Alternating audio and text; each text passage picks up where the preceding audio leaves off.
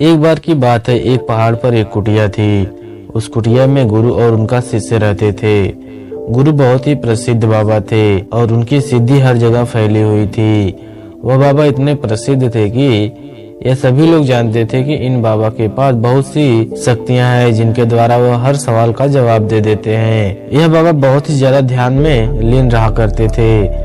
कई बार तो 2-2, 3-3 दिन तक वो ध्यान में ही रह जाते थे और कुछ खाते पीते भी नहीं थे।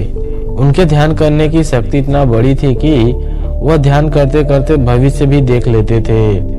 एक बार ऐसे ही जब वह ध्यान में लीन थे तो वह भविष्य में देखते हैं कि उनका जो शिष्य है अगले 8 दिनों के बाद इस दुनिया से चला जाएगा, यानी कि उसकी मृत्यु हो जाएगी। और जब ऐसा वह भविष्य में देखते हैं तो उनका जो ध्यान है एकाएक भंग हो जाता है और यह सारी बातें सोचकर बहुत ही चिंतित और परेशान हो जाते हैं। वह सोचते हैं कि इस मेरे शिष्य की जो जिंदगी है केवल 8 दिनों की है। इसके बाद वह गुरु अपने उस शिष्य के पास जाते हैं और उस शिष्य से कहते हैं, मैं सोच रहा हूँ कि तुम अगले 8 दिनों में तुम अपने परिवार से मिलने के लिए अपने गांव को चले जाओ। ये सुनकर उनका जो शिष्य बहुत ही खुश हो जाता है। फिर वह अपने गुरु से कहता है, क्या मुझसे सही में जाने के लिए गांव बोल रहे हैं? मेरे से परीक्षा तो नहीं ले रहे हैं? फिर शिष्य कहता है कि मुझे भी अपने परिवार वालों से मिलने की इच्छा हो रही थी।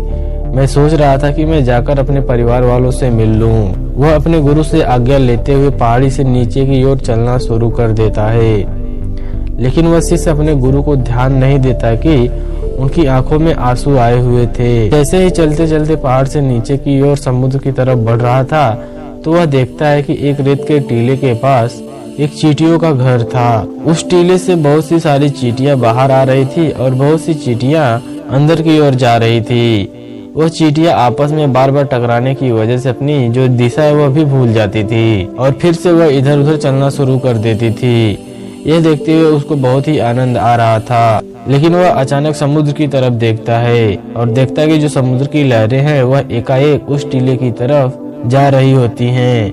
उसको यह देखकर समझ में आ जाता है कि यह जो समुद्र की लहरें हैं इन चींटियों का जो घर है उसको तोड़ देगा और इस समुद्र की लहरों की वजह से बहुत सी चींटियों की जान चली जाएगी।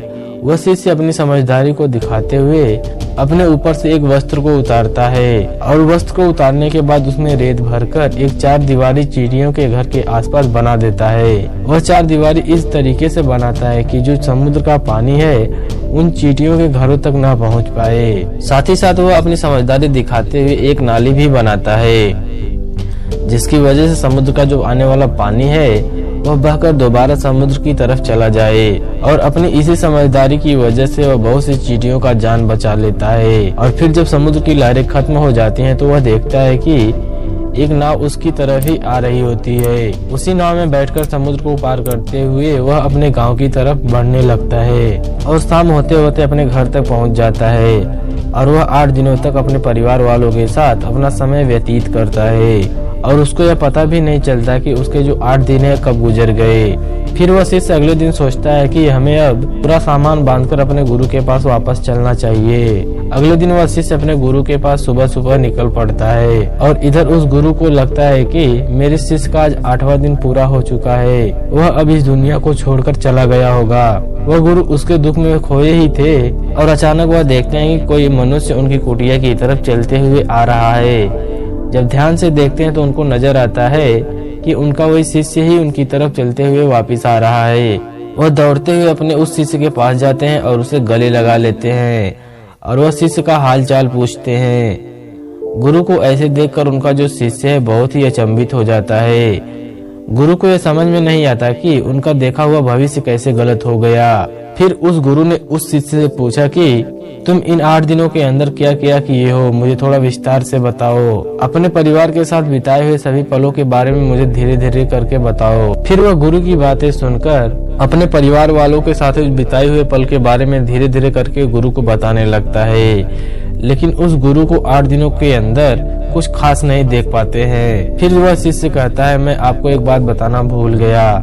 जब मैं इस पहाड़ी से नीचे की तरफ जा रहा था तब मैंने कुछ चींटियों की जान बचाई थी। फिर ऐसी बातें सुनकर गुरु समझ जाते हैं कि कर्मों की वजह से ही आज यह जिंदा है। फिर गुरु अपने मुंह में एकाएक शब्द यह निकालते हैं कि कर्म जरूर लौट कर आते हैं। तो हमें इस कहानी से बहुत ही बड़ी सीख मिलती है जीवन में आप ऐसा कर्म करो जिसकी वजह से आपके आने वाले जिंदगी में आपके द्वारा किए गए जो कर्म है वह लौट कर आए।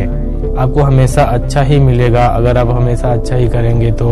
अगर आप अच्छा कर्म किए रहेंगे तो आपके साथ अच्छा होगा, अगर आप बुरा कर्म किए रहेंगे तो आपके साथ बुरा होगा। इसीलिए हमेशा कभी किसी के बारे में ना ही बुरा करना चाहिए, ना ही उसके बारे में बुरा सोचना चाहिए। हमेशा हर एक व्यक्ति के बारे में सही सोचना चाहिए और उसका भला ही करना चाहिए। दोस्तों, हमारे द्वारा सुनाई गई आपको कहानी कैसी लगी हमें कमेंट सेक्शन में जरूर बताइए। ऐसी ही अमेजिंग और वीडियो देखने के लिए हमारे चैनल को सब्सक्राइब कीजिए।